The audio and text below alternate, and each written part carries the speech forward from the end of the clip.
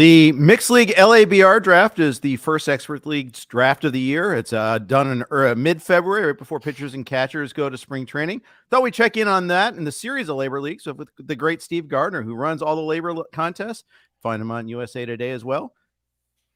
Coming up on here on the RotoWire Fantasy Baseball Podcast.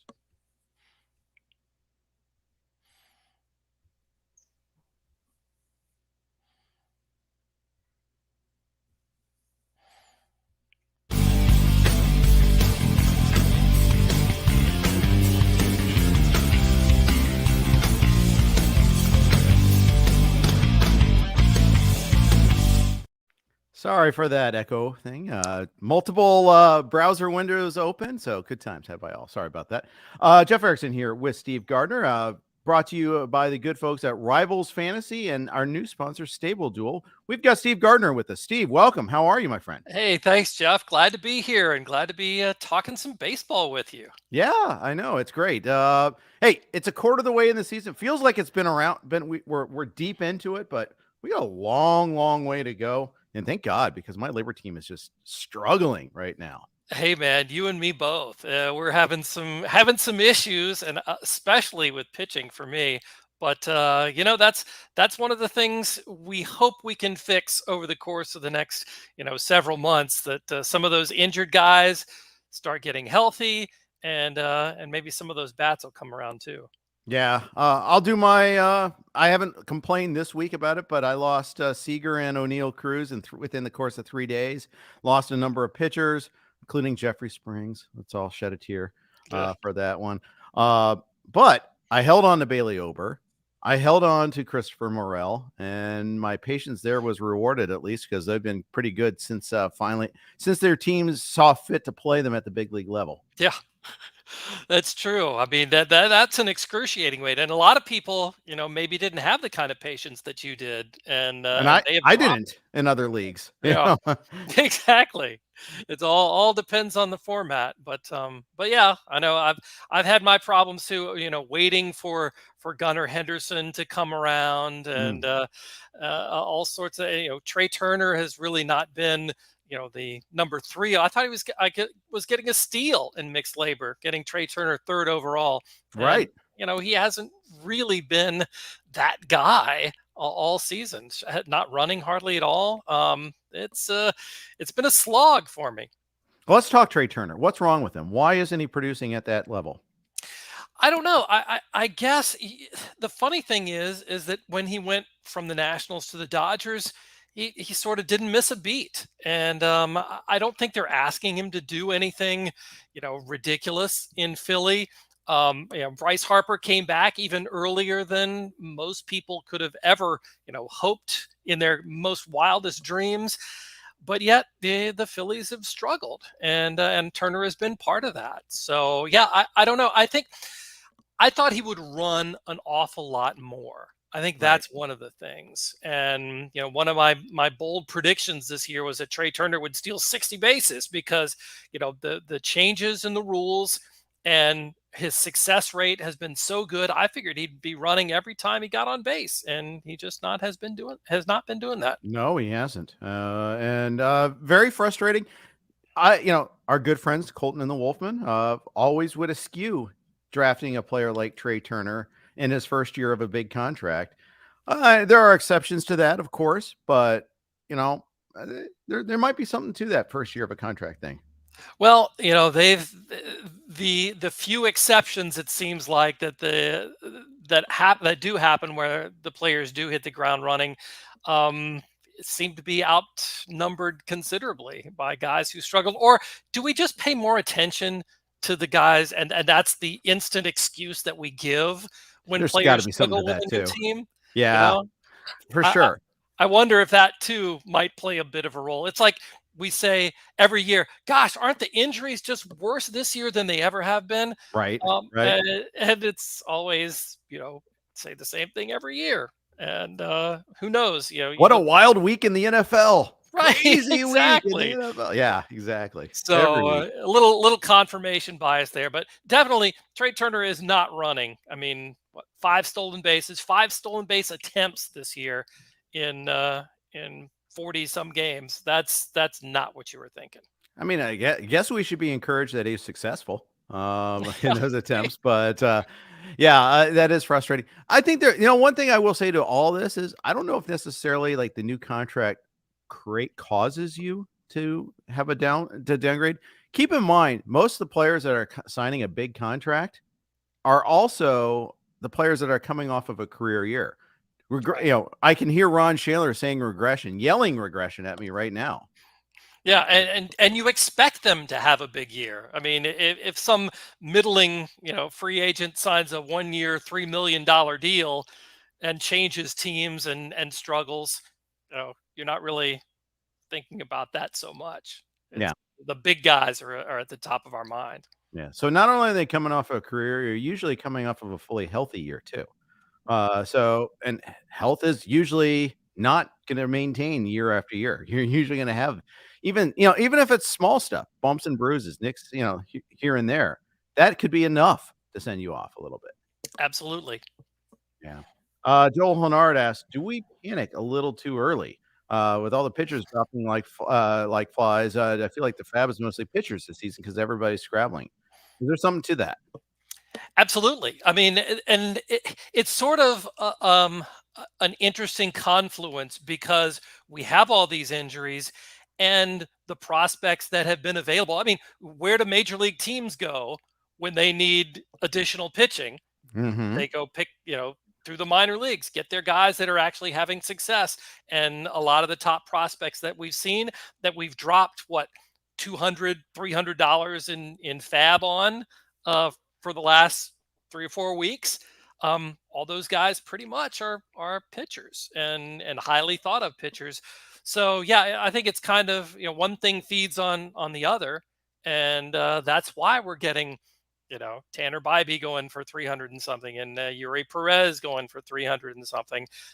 We're hoping that those guys can come in and step into those roles because there's a big void. It seems I wrote a column about this for USA Today Sports Weekly last week about it does seem a little bit like we're having more pitchers injured this year. And, what's the reason for that?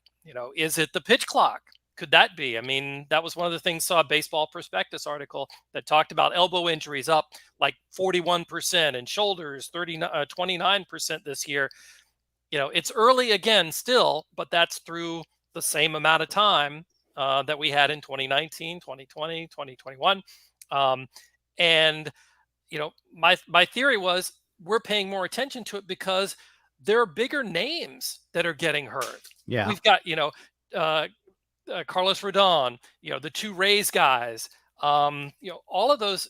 I think I calculated it out. Of the top 50 starting pitchers in NFBC ADP, 12 of them were on the injured list as of this week. Well, I like though that you actually had data too, and not just it seems like. Yeah. It is helpful to know these sort of things. Absolutely. So I think that's really interesting too. And then of course, duration of injury, you have to factor that in. But look at the Rays again, Springs, in Rasmussen as well. We haven't seen Tyler Glasnow throw a pitch at the big league level yet this year. Kind of reminds me, the 2020 though. Remember we had the big 3 in spring training. Right before everything shut down, we found out Chris Sale's not going to pitch this year. Right. Who are the other? There is was Verlander one of those 3? I think he might have been. Or was it? No, that was the following years. Yeah. Yeah, but there was like a big 3. I remember. DeGrom might have been in there too. Yeah. Something like that. And it was like 3 guys in the top 20 among starting pitchers. And we lost them to TJS in like late spring. I don't know why my mind's not, boxing those all together. I do remember, I do remember that there. But anyhow, I wonder if and we've had some really weird years. We had the, COVID year. We had, and then the shortened season after that. Last year, we had the owner's lockout year where we had to, abbreviated spring training and a rush up to try to get ahead there. We got a lot of different things that are, trying to figure all that out. It's really difficult. Yeah. And when you have so many different variables like that, where you can't replicate, the COVID season, you can't replicate the shortened spring training. So you don't really have that to compare it to. And this year with the new rules and everything, the easy thing to say is, well, it has to be because of the pitch clock. Yeah. So anyway, I don't know. It'll take, obviously it'll take an entire season. Then we can look back at the data and maybe see if we can draw some conclusions. But it doesn't help us as fantasy managers. We just know we're losing pitchers left and right. And Yep. as we're looking at the standings, I think it seems like maybe this is a big blanket statement, but if you sort of focused on hitting as their primary focus in your draft and just said, I'll figure out the pitching, you might have turned out a little bit better rather than making those big investments in those arms. Because even the Corbin Burnses and the Sandy Alcantaras, guys who stayed healthy, Yeah. and you took them early in drafts, they're struggling as well. Yeah, Sandy especially. Corbin Burns at least has had his good moments here and there, but yeah, it's been really tough with those guys. So let me ask you then. We're talking. This podcast was how to save your season that quarter of the way through. Even though, as a general gist penumbra here, like in a labor concept here, where we can trade. What's your favorite approach? Would you try to fab your way through it, trade your way through it, be patient your way through it? What's the best way to go?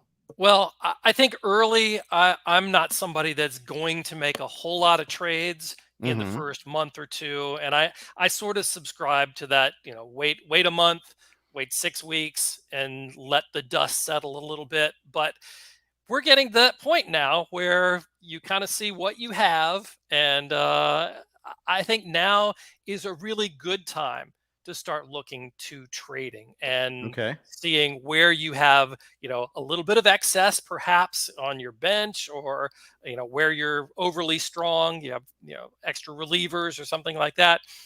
Then you can start to trade your way. I think fabbing early, and then, when you blow half of your fab for the season, then you have to resort to other drastic measures. But I prefer to think, okay, I put all the work into it, the research into it to draft a team that I think is going to be successful.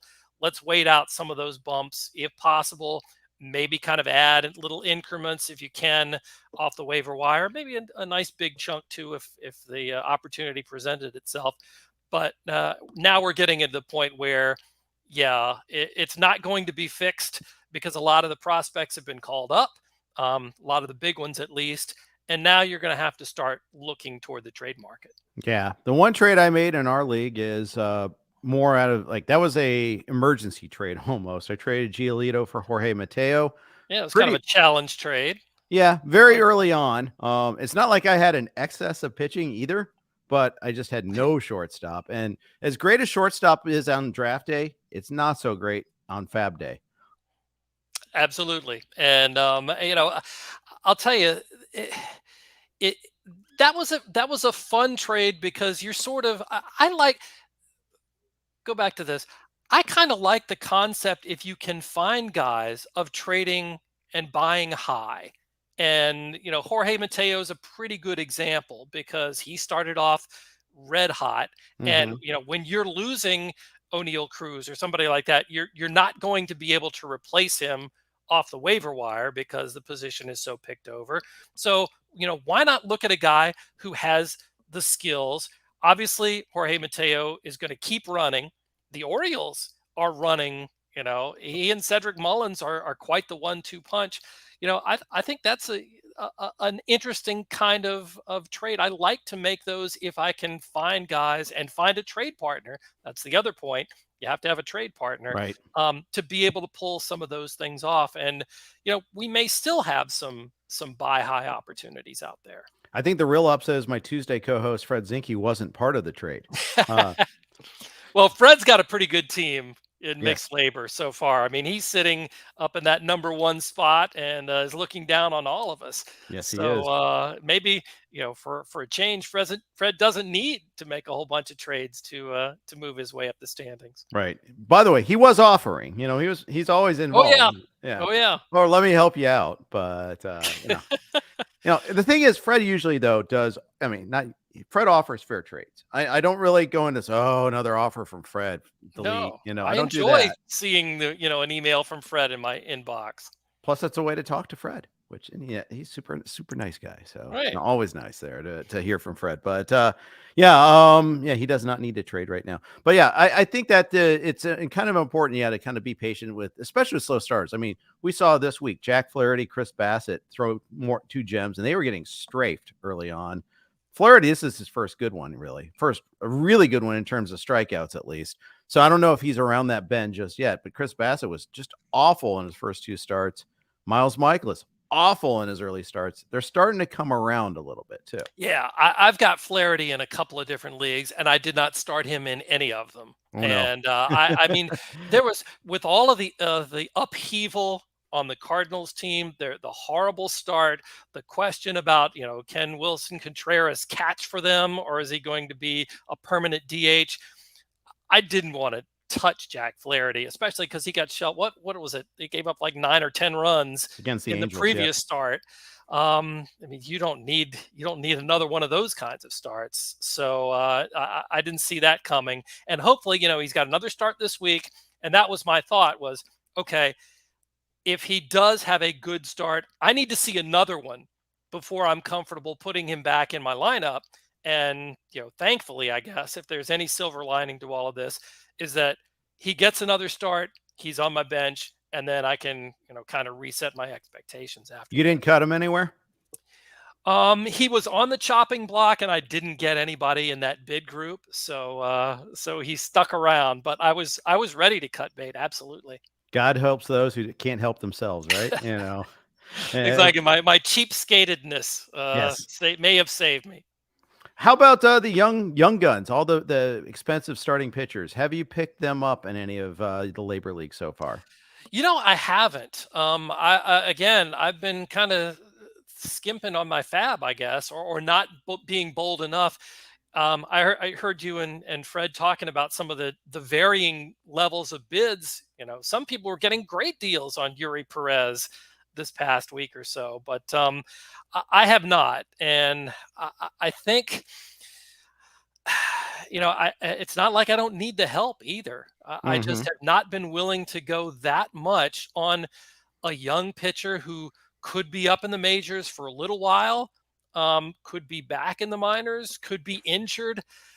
I don't know. It's such a roll of the dice. I'd much rather, go after a Matt Mervis or a Matt McLean, somebody like that coming up that does have a chance to possibly stick the entire season, on the hitting side.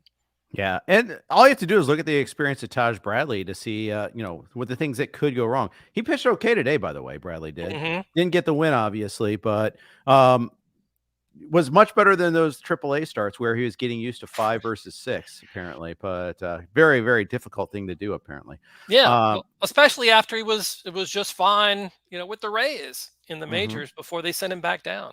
Exactly. Yuri Perez, I thought was reasonable. He only went for 17 in our league. And maybe that's because it's the mixed format. Maybe because I had already spent over 20 on Tanner Bybee. So that was the guy that spent too much on Bybee couldn't bid as much this time. So maybe that had something to do with it there. Do you recall how much Mervis went for the week before? I can pull it up otherwise if you don't know. I don't know off the top of my head. Bryce Miller went for 19.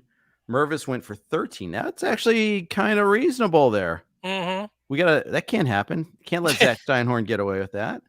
No, not at all. Especially, my team is floundering down there. The one thing I think in mixed labor at least is my hitting is okay, but my pitching is just fallen off a cliff. Speaking of Sandy Alcantara, he was a guy I took, I think, second round pick, something like that, second or the 2-3 turn, somewhere around there. Yeah, second round. Oh yeah, that's it. I took Edwin Diaz in the third round, so maybe that explains February drafting. Good times. Exactly, but yeah, that's Mervis. Not a bad deal there. Hit a home run the other day. Has struggled a little bit, but first week was rough, but he's getting better. Let's diagnose Sandy Alcantara. What's going on with Sandy Alcantara? What's wrong with him? I honestly don't know. The funny thing is that he had one of the best starts of anybody this year, a couple, earlier on in the season. He went the distance. I think it was the first guy to throw a complete game this season, double-digit strikeouts, and then just hasn't been able to duplicate that at all. And I don't know. I mean, it's certainly the talent level can't be completely falling off a cliff. Do you have any ideas, Jeff? I mean, I'm kind of at a loss with him. I don't think the shift limitation is all of it, but I think it's a starting point. Yeah. They shifted more on him than anybody else. So that's probably a starting point. But I don't know. I mean, it's not BABIP. BABIP is higher than it was last year, but he's getting higher swinging strike rates. It just may be one of those things where it's a strand rate issue, because he's still striking out about the same rate as he has been. Right. I'm just bringing up his page. The strand rate is 60%, and he's usually a lot closer to 75. So that's a starting point. And so maybe that's it. I mean, the velocity is still the same. I have no clue as to why the results have not been the same old Sandy Alcantara that we've come to expect. Been one of the most consistent pitchers in baseball the last couple of years. Yeah. I think some of this is just pure variance. I mean, He's been so good the last 2 years. He was bound to come down a little bit, especially in terms of the hit rate. He's almost averaging a hit allowed per inning. He's not averaging more home runs allowed, really. So you got to figure it's just, it's not all luck, but batted ball is the starting point there. Yeah. Well, and you're looking again, kind of the theme for today is we're a quarter of the way through. He's got 8 starts. You expect, he'll make 32 as he has, 32, 33 the last couple of years. So he could easily turn it around. And the funny thing is he's getting more swing and miss, yet striking out fewer batters on a percentage basis there. So that's kind of an interesting conflux there. But anyhow, I think I would probably target. He's not lost any velocity at all. I think I would trade for Sandy Alcantara right now. Yeah. Yep. That would not be a bad thing. You could probably get a discount. The only problem you run into in trying to do that is the person who drafted him probably has that, initial investment in and is just waiting for that to start paying off. And they don't want to give up this asset and let somebody else reap the benefits. That's always the tough part to overcome, for sure. Before we move on, let's hear from our friends at StableDuel. Baseball has always been America's pastime, but a close second is horse racing, and we've got the best way to get in on the action. StableDuel brings a new way to play the races, and this weekend they have over $20,000 in prizes for the Preakness Stakes. Select your team or stable of horses and compete against other players for big money prizes. Watch your stable move up the leaderboard as your horses accumulate points based on where they finish in the race. Don't know anything about horse racing? Don't worry. The app has all you need to know with free data on each horse's record, as well as risk, speed, and value number for choosing your best runners. This is the first game of its kind, and you don't want to miss out. Get in on the action and start perfecting your strategy. Download the StableDuel app now and begin building your winning stable. Play, race, win with StableDuel. Download at StableDuel.com. Steve, do you play the ponies at all? I do not. I like to go to. There's in my hometown. There's a steeplechase race that they have in the fall and the spring, and I like to go for the pageantry and the tailgating. But I rarely play the ponies. I live about 10 minutes away from Santa Anita Racetrack, and I go like once every other year. Maybe once every 3 years. I don't know. I go for the Santa Anita Derby is when I usually go. They usually have like a beer garden. They had like a 5K beforehand and all that. Right. It's fun to go. Yeah, the pageantry and everything is fantastic. Yeah. It's a beautiful track. Santa Anita, the mountains in the background. It's awesome. It's really beautiful there. But I don't know anything about the ponies at all. That's kind of funny. Do you go to the window though, just to make it interesting? Oh, of course. I got to have some action while I'm there. Of course, Excellent. it's one of the few things in California that you can actually bet on. So, no sports betting out here. That was made abundantly clear in the last set of elections. So that won't be happening anytime soon. So it's weird. You would think freewheeling California, you can do anything except bet on sports. Who knew? Who knew? Exactly. All right, we'll move on. Today's action, we kind of alluded to it a little bit. We talked about Taj Bradley. We talked about Yuri Perez. Some young pitchers going today. Logan Allen, another one that pitched well against the White Sox. Some fun young pitchers there going. Perez, he did 5 innings, got the win. That's about your formula right there with Yuri Perez, by the way. He's not going to go more than 5 or 6 any given outing. Right. And, he got strikeouts, what was it, 6 or something like that. And, take advantage of those matchups against the Nationals. And, that's the formula for success, because they're going to limit his innings. And if he can go 5, they can get a lead for him, and he can pitch solidly. The bullpen is actually, I think, for Miami, has been reasonably good this season. Yeah. So you can, you can't chalk that up for why Sandy Alcantara is not doing well. Right. And we saw, Dylan Floro got the save with AJ Puck out for what looks to be a pretty decent long amount of time. We're going to see a lot of Floro, I think. Yeah, I had him over Puck, I think, in most of my early drafts this season, and got him on a couple of teams. So I'm okay with that development. Yeah, I picked Floro up. There's 2 weeks ago. He got a save and Puck pitched the 8th. And it was at that point that I pivoted over. I tried to grab Floro on a relative cheap, and then of course Puck got hurt after that, and he was a lot more expensive this past week.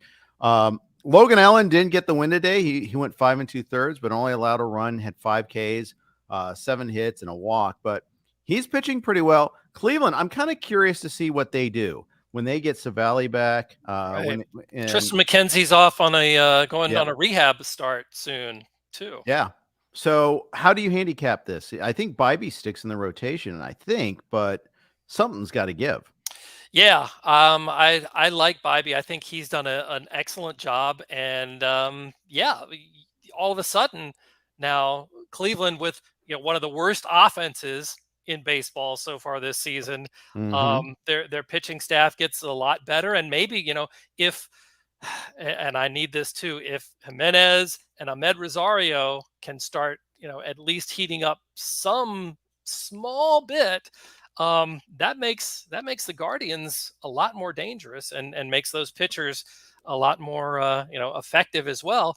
I think Bybee has to stay. And the worst part for me is I've got a couple of shares of Gavin Williams that I've kind of figured that he might be the first guy to come up in rolling the dice in the preseason, and he's been doing great.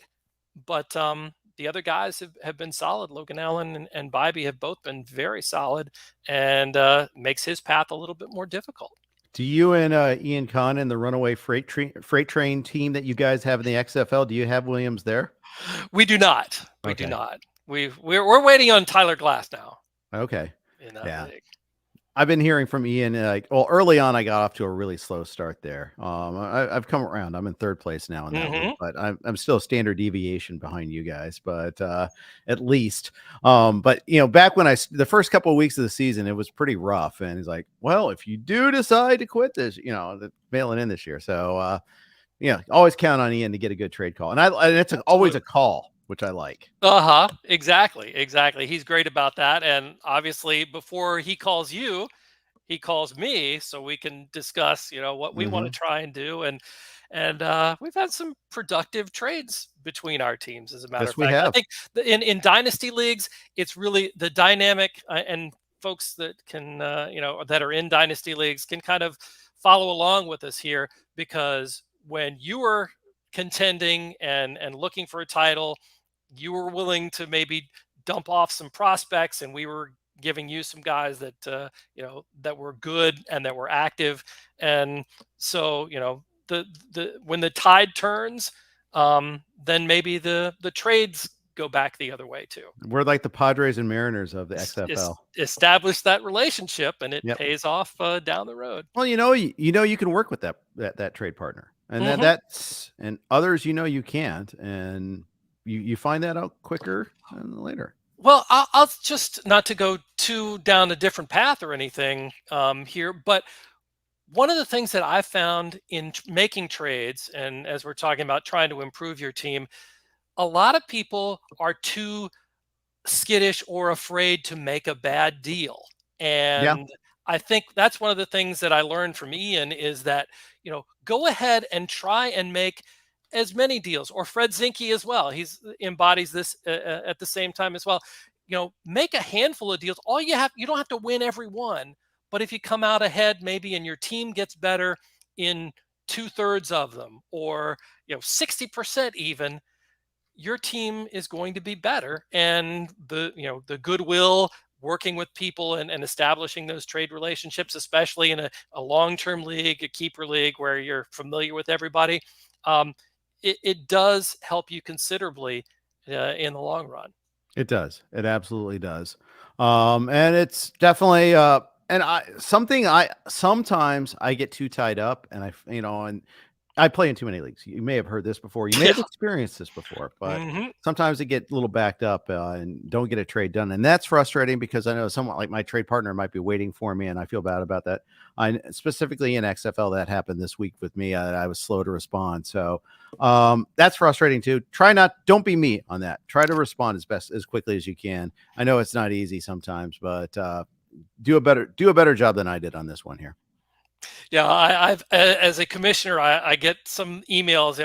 When's the last time we can make a trade for this week? Hmm. When's Yep. the deadline? Can we make one if the guys aren't playing, but the week has started already in the league? I may have done that in this league with you.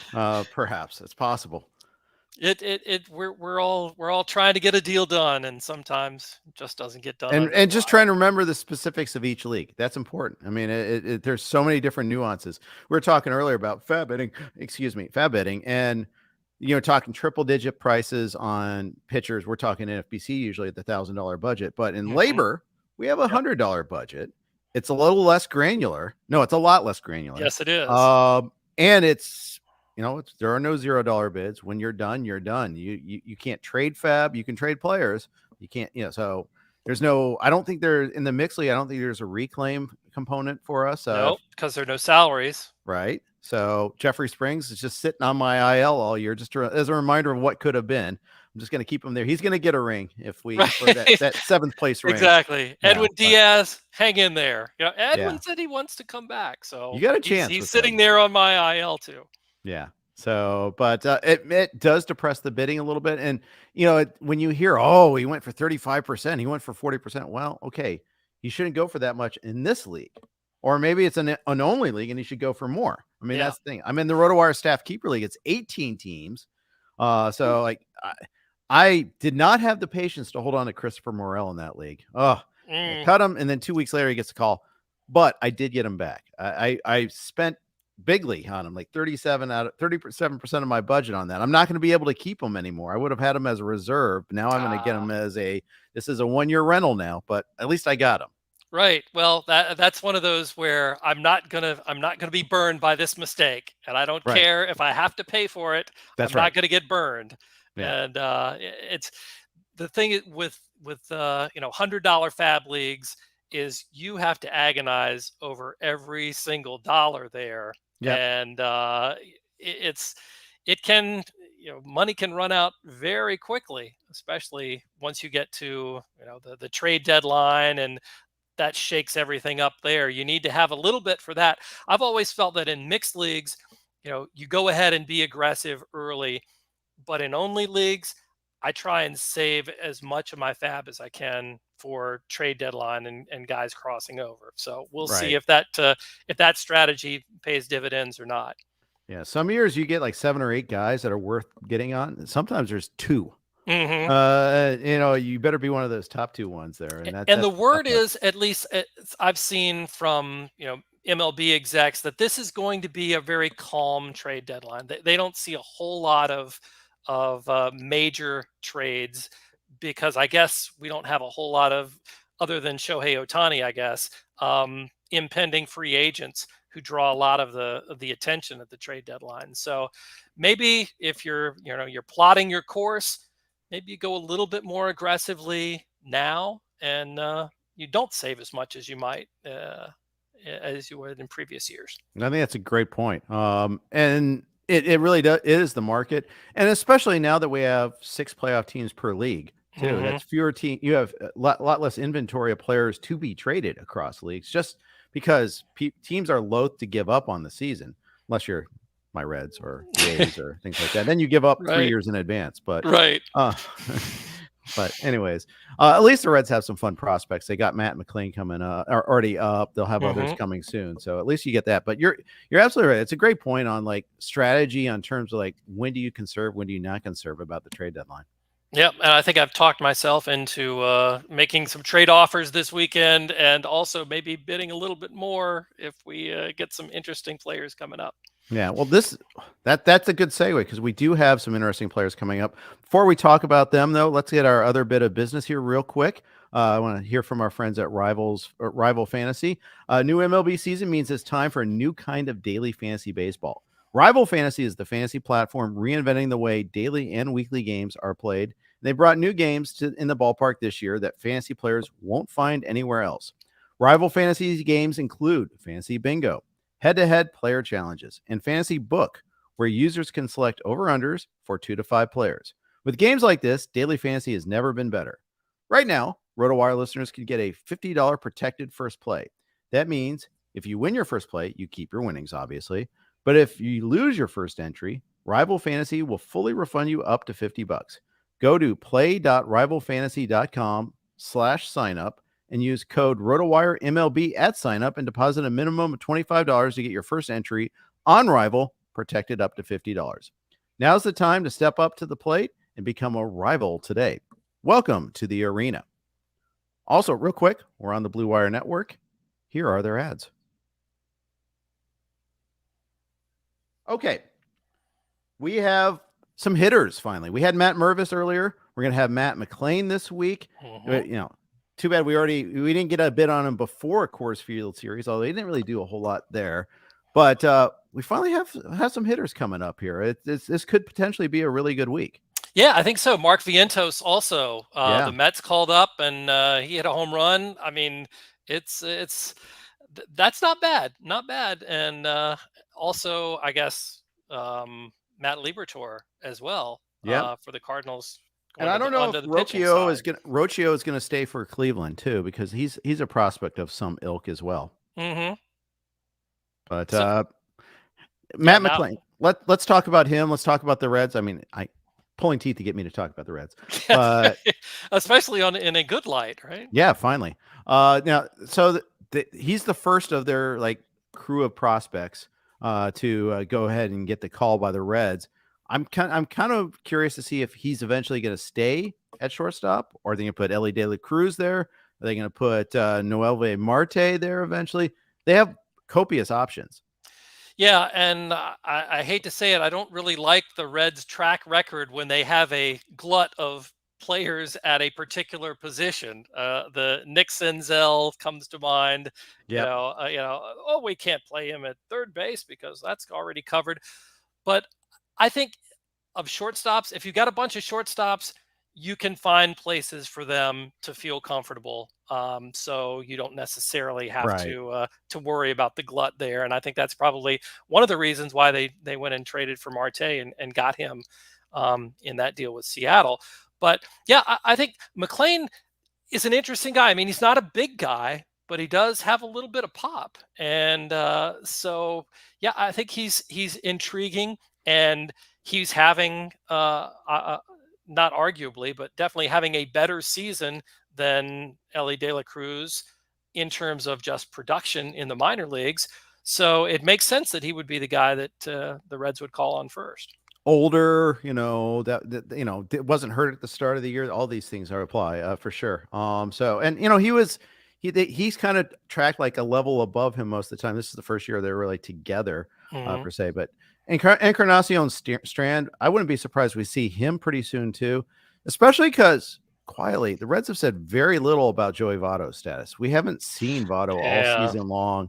I finally gave up on him in XFL. I was like, I'll hold on. We'll see. Maybe, because he's always an OBP monster.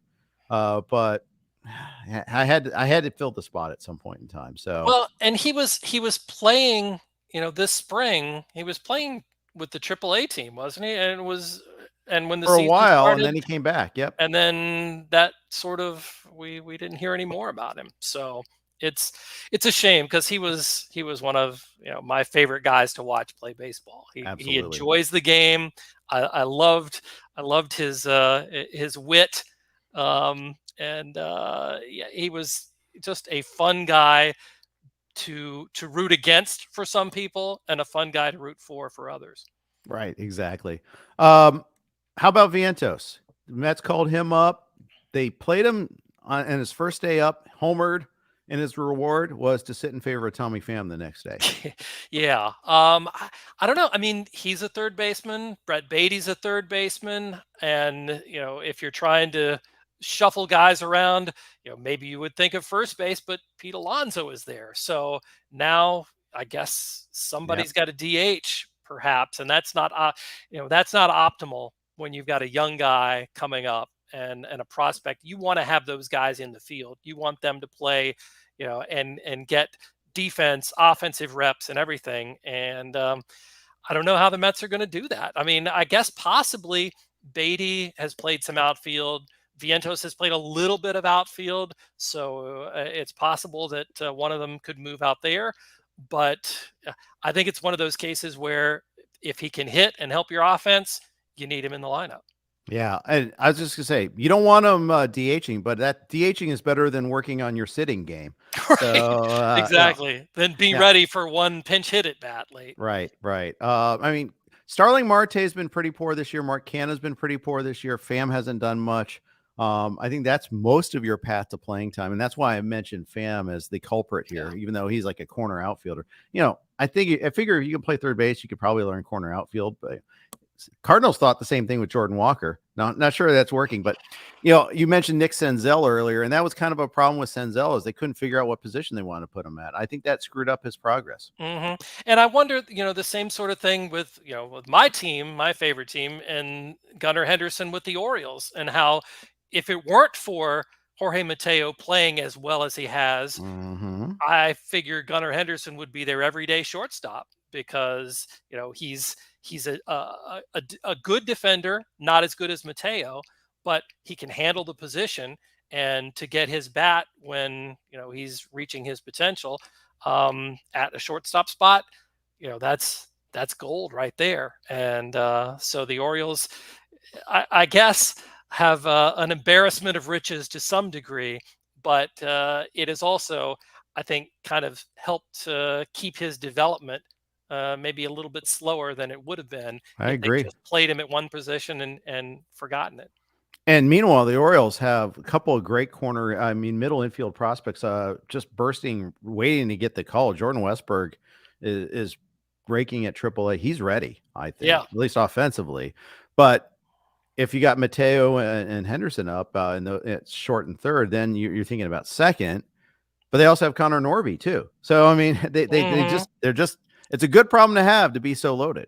And they signed Adam Frazier for some reason this offseason. So, and he's got to get it back, and he's not doing too badly either.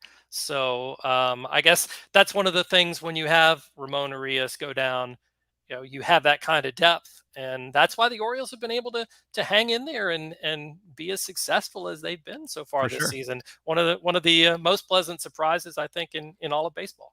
Yeah, especially because they didn't spend money this offseason on starting pitching, and starting pitching is still a problem for them.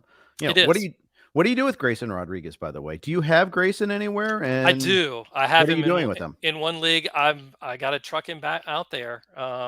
It's one of those where I don't have any better options, or they're hurt, and so I'm living and dying with every 5-inning, 4 earned run, 5 strikeout start, and just hoping, that the wins will come, and some of that prospect ceiling, we'll get a few more glimpses of it. Yeah, so I've got Grayson and Lance Lynn and AL Tout Wars, and yeah, lack of better alternatives, especially because I lost Springs in that league too.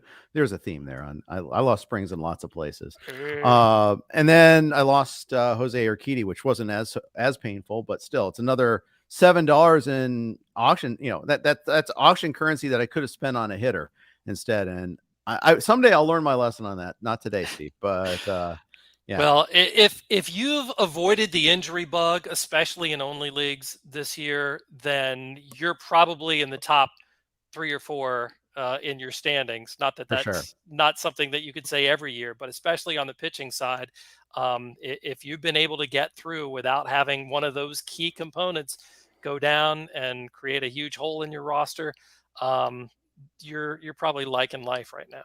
Yeah. You talked earlier about Trey Turner being a top 5 pick that has underperformed.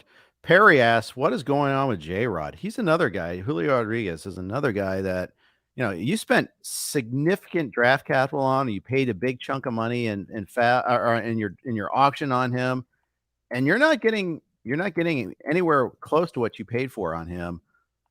What's his story right now, and is there anything actionable we can do with him? Well, I just look back to last year, and he started slowly last year as well. Taking a lot of called strikes, getting a lot of bad umpire calls for third strikes, and but he was still stealing bases. And because he was doing that, his fantasy value was still, reasonably acceptable. He's not doing that as much this season, and as a result, his hitting struggles, are compounded. I still, obviously, we know how talented he is, and I think that a breakout has got to be right around the corner very soon with Julio Rodriguez. I mean, just everything that he has, power, speed, plate discipline is pretty good. I mean, that's a guy that shouldn't be getting into these long extended slumps, and so I'm holding him. I'm not trying to sell him at a low point, and I don't know that I'd be able to put together a good enough offer to trade for him now, but I don't see any reason why he shouldn't be back as one of the top players and returning that draft day value very soon. I'm with you on that. I've got him in one NFBC main event, and I also have him in TGFBI. So your lips to the fantasy god's ears there. I'm holding on for dear life. My XFL team hopes the same. Yes, indeed. Let's finish with the Nats. A couple of players I wanted to talk about there. Your local 9. CJ Abrams had himself a series against the Mets over the weekend, a 4-day wraparound series. Before that, he hadn't done a whole lot. Really kind of just meh. I still think he's got some talent, but I want to see it on a non-Mets basis there. Right.